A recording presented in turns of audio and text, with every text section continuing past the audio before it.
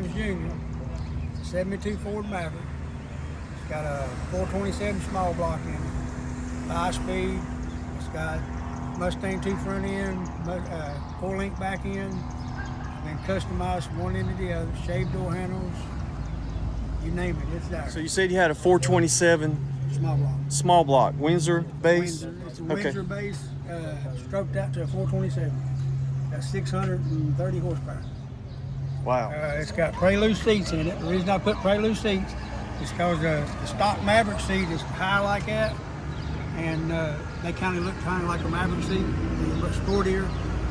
It's got a custom dash in it. I built the dash myself. I built the console. I just had the guy do the covering.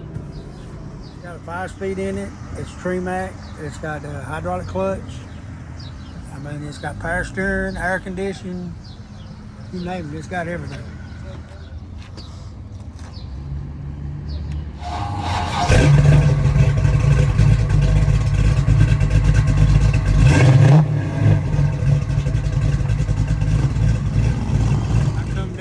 Salisbury cruise in because I love cruising.